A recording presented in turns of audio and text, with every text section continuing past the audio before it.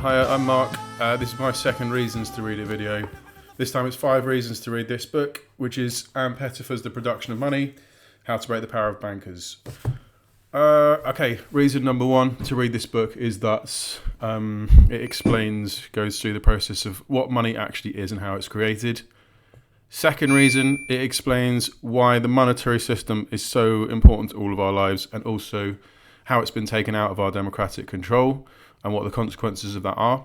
Third reason, because of that second reason, it offers a kind of program for what the left should be focusing its energies on in terms of monetary policy and the monetary system.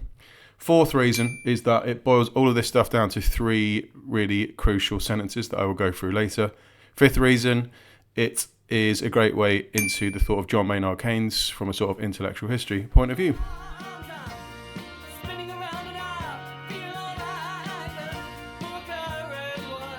Reason 1 to read this book is that it explains what money actually is and how and why it comes into existence, and therefore, what factors actually determine the supply of money, how much money there is in any given national economy at a certain time. So, as a sort of non-economist like myself, you might kind of assume that a nation's central bank, in the case of the UK, the Bank of England, would be where money is created, where it comes from. But actually, she explains how, although the Bank of England does, of course, create a lot of money, but actually, she says 95% of money in circulation in the economy comes from the private banking sector. So what is it which determines how money is brought into existence? Well, although private banks have the power to create money, almost at will, Pettifor explains how actually it's private borrowers that determine how much money comes into existence. So what is it which makes money come into existence? It is when a private borrower, so someone like you or me seeking a private loan to buy a car or to get a mortgage or to start a business, when a private borrower goes to a bank and says, well, I want to borrow some money, the bank agrees to lend it. At that point, new money is created and comes into existence at the touch of a button. So in a digitized monetary economy, it is literally we're just going to press a button and that money now exists. So although that sounds like, well, actually there kind of is a magic money tree to magic money into existence, there are hard limits to this. And she explains how, essentially the creation of mountains of unpayable debt is something that would break the system and break banks and make them fail. However, as we've seen before, when banks do fail, big banks, the state essentially props them up. And so there's big questions over the extent to which we can expect banks to responsibly create money. Okay, so another major point she makes in this book about what money is and how it comes into existence is that she argues that the interest rates set in part by the Bank of England that determines the base rate, which private banks can then choose to set their own rates on the basis of that. So the interest rates determine the amount of money in the economy, and they do it as follows. So the interest rate, as you can imagine, if the interest rates are high, people are less likely to want to borrow. And so the amount of people approaching banks for credit is going to fall, and therefore obviously the amount of money in the economy will be less as a result. And on the other side, inversely, if interest rates are low, people are more likely to want to borrow, and so that increases not only the amount of money in the economy, but also crucially she points out the amount of economic activity. And so really, I've started this reason 1 about what is money. But really, she's pointing out that you have to see it. You have to see money intimately tied up with interest rates on the one hand and economic activity on the other. Okay, so a second reason to read this book is that it gives one central explanation for all of the political, economic and social instability we're seeing over the last, 10 years really, I would say.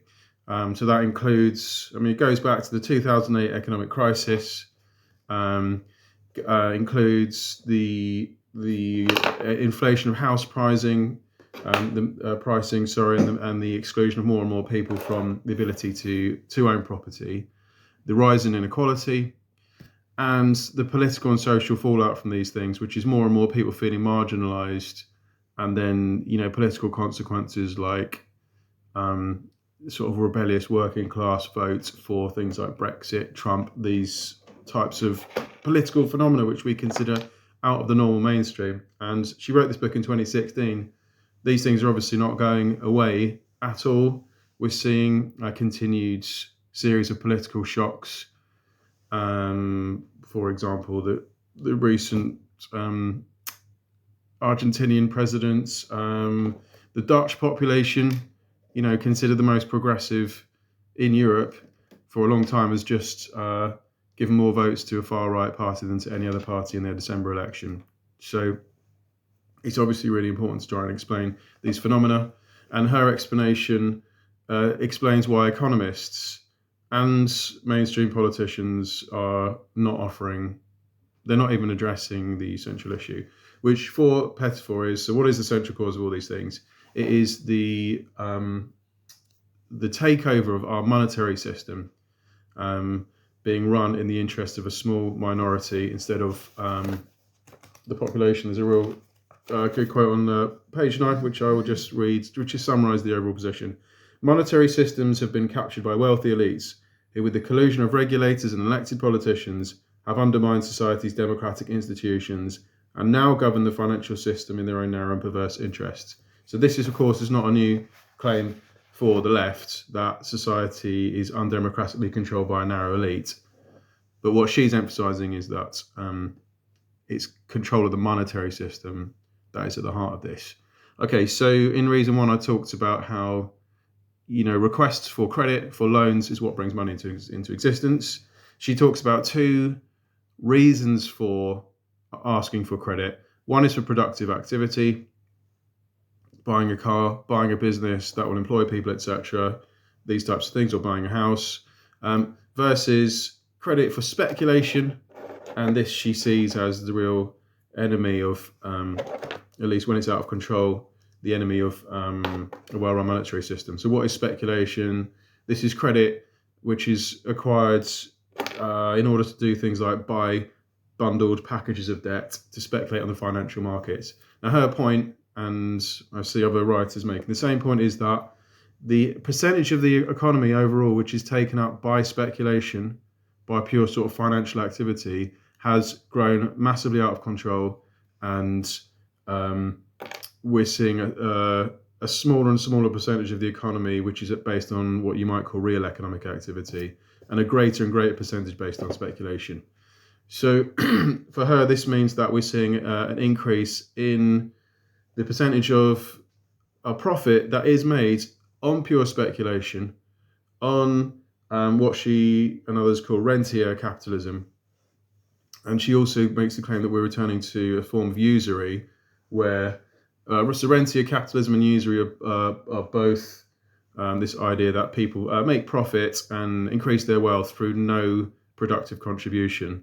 So it's one thing making a huge amount of wealth by creating services or goods that people actually want. But it's another thing when you have increasing numbers of people increasing their wealth without actually offering anything at all productive. And so, the collection of rent is just kind of sitting, someone just sitting there extracting more and more wealth from the rest of us and not actually doing anything productive. Okay, so she argues that we're actually all kind of increasingly held to ransom by the financial sector, who are not being challenged by politicians or mainstream economists.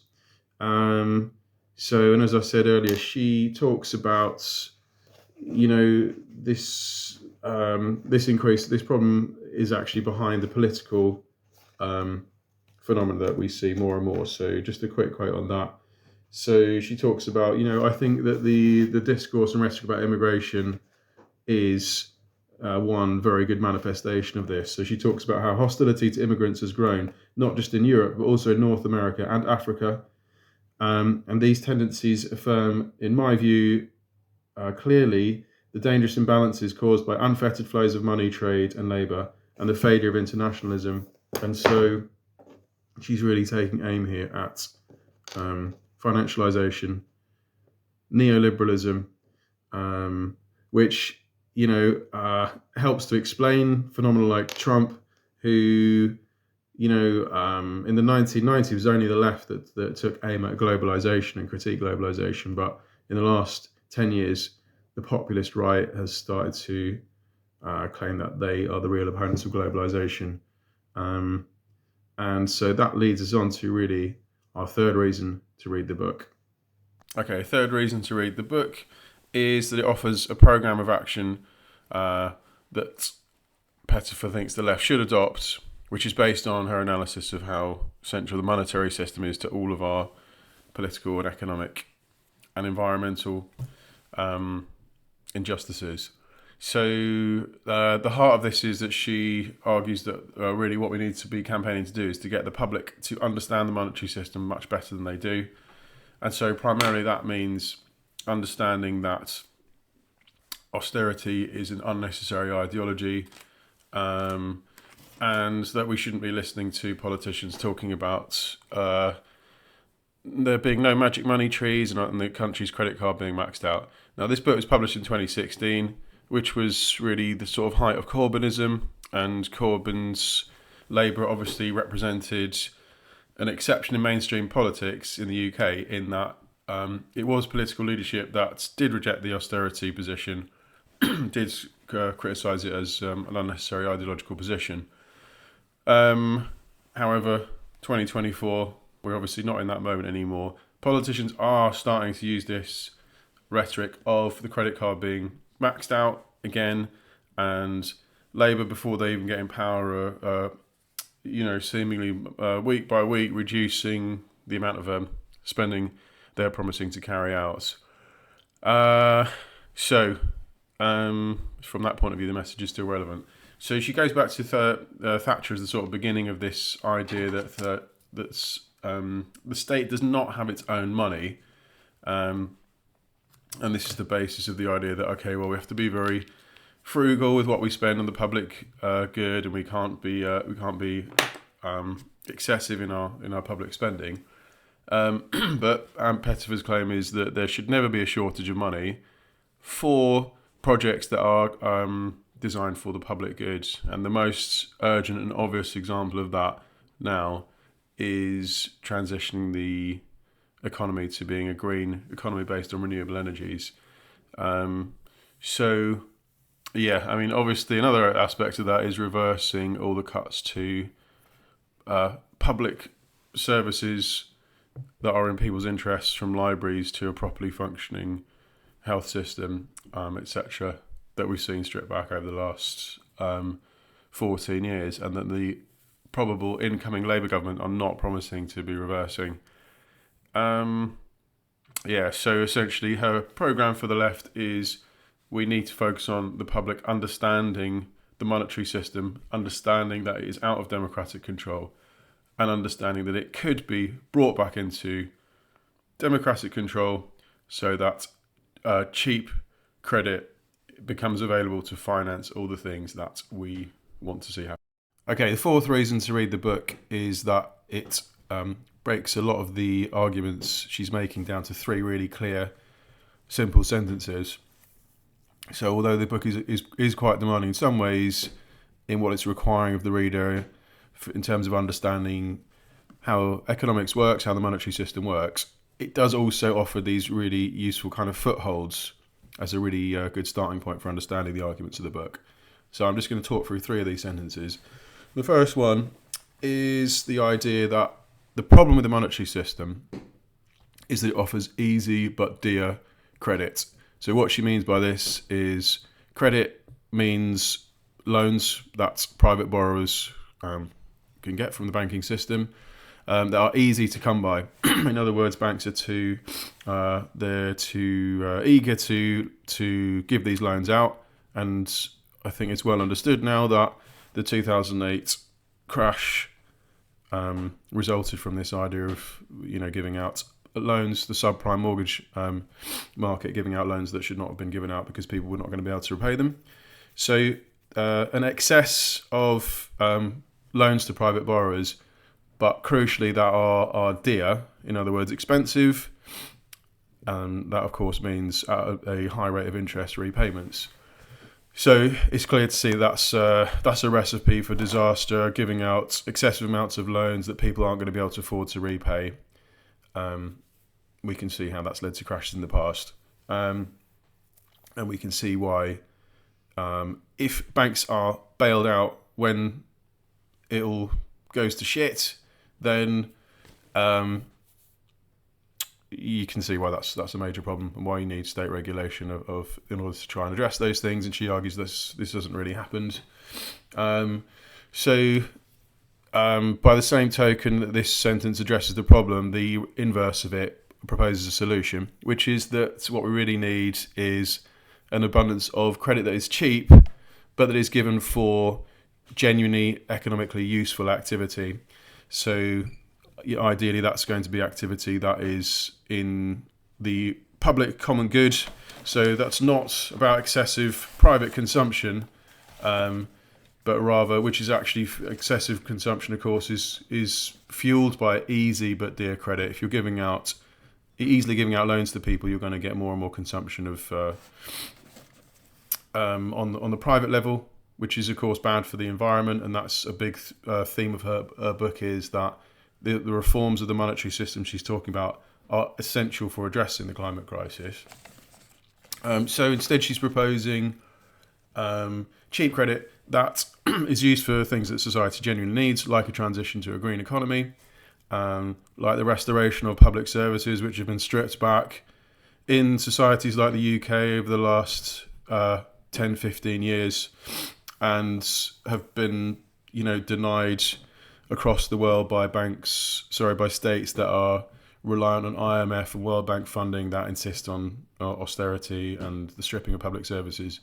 So she argues that all of this is reversible if you have a monetary system that is focused on the public good. So second of these three sentences, and she says this also is crucial to addressing our economic problems as a whole. She says that we need to bring offshore capitalism back onshore. So this is a criticism of globalization of finances, of neoliberalization of finances, free trade not properly regulated across borders. I'm sure we're all very familiar with the idea of multinational corporations being able to evade national taxation systems, and therefore more and more as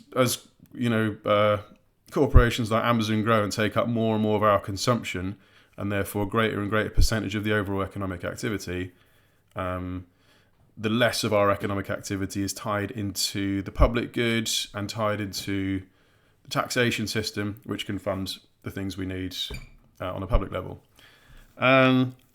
Okay. All right. The third one, which I think in many ways is the central sentence, is that if we can do it, we can afford it. So that is worth spending some time on thinking about what she means by this. So one way of understanding that is that it's basically the opposite of what we might see as the austerity lie, the lie that we don't have enough money, that there is, in Theresa May's words, there's no magic money tree, or this is also sometimes worded as the country's credit card is maxed out. So her argument is that this is never true if you have a well-regulated and democratic monetary system, and that the limits to whether or not we can do things like, so can we have a properly funded national health service? Can we have a nationally run transition to a green economy? Well, her argument is, yes, we can if we have the human and natural resources to do it. And what she argues that is actually never a limit to this is money and finance.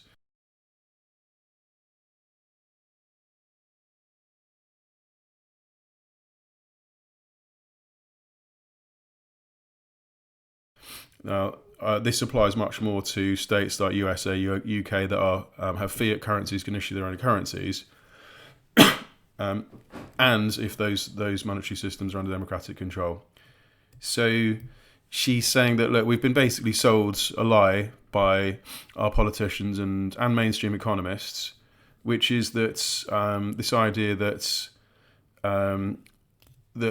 economic activity needs to get going in order for us to generate money and wealth. So that seems like a common sense idea, has kind of been accepted in the mainstream. But she argues that this is wrong, and it's actually, she says it's the other way around. It's actually money and credit that enables economic activity to happen. So you don't start with economic activity, you start with the regulated and democratic creation of credit, and then that will produce the types of economic activity we need. So that's a crucial line in the book, and it's stated early on, and it's also the title of the final chapter of the book. Okay, the fifth reason to read it is that it gives a really good introduction to the thought of John Maynard Keynes. So a bit different to the previous reasons. Maybe this is a bit of a more of a intellectual history reason to read it, or maybe a way into the classics of economic thought. So really, a whole argument in the book is based on the work of Keynes. She argues that we should see Keynes as one of the great British geniuses along the lines of Darwin from the 19th century, but that she argues his thought has been lost and been rejected for illegitimate reasons after the Second World War. So the comparison to Darwin, another way to understand Keynes and his position in the history of economic thought is to compare him to Marx. So this is not really a Marxist analysis in this book. And we can see that by comparing Keynes's view of which two groups are opposed to each other in society versus Marx's view of which two groups are opposed to each other in society. So for Marx, it's essentially the working class against the bourgeois elite. So although Pettifor and Keynes agree that there is an elite who have taken undemocratic control of society, she has a different view of who the groups are. So she argues that labour, or the working class, actually have the same interests as industry as a whole, and it is industry plus the working class that should be opposed to the financial elite. So the difference being, of course, that on a Marxist analysis, industry itself is part of the bourgeoisie and is part of what we should oppose. And so for Marx, it's the bourgeois takeover of production and the society as a whole that we need to oppose. Whereas it's narrower on the Keynesian analysis and on Pettifor's analysis. From their point of view, it is the financial elites that are the real enemy that we need to oppose. So she argues that Keynes's thought should be our dominant economic model, but that it's been subverted by economists after the Second World War. She claims there was an ideological, deliberate attempt amongst economists to reject his theory, centering around the London School of Economics. This is another comparison to Gary's economics I mentioned earlier, where he argues that the mainstream academic economists are out of touch and are perpetuating theories that are not in our interests. So I mentioned earlier in the video, and just to recap, so the main principle of Keynesian thought, which is not accepted by mainstream economics, is Keynes argues that the interest rate should be the driver and the determiner of how we want our economy to run. Whereas in mainstream economics, there's this kind of passive view, we can't control the interest rate, the economy functions in the way it does, and then as a result of that, we have to adjust the interest rate. So again, Pettifor, following Keynes, argues that no, we need to actually be actively manipulating the interest rate in the interests of the common good. Okay, so that was 5 reasons to read Ann Pettifor's The Production of Money. So obviously a pretty brief run through there. Hopefully gives you some inspiration to read the book for yourself. I'd really appreciate any likes, comments, and particularly subscriptions to the channel to encourage me to make more of these videos. Thanks very much.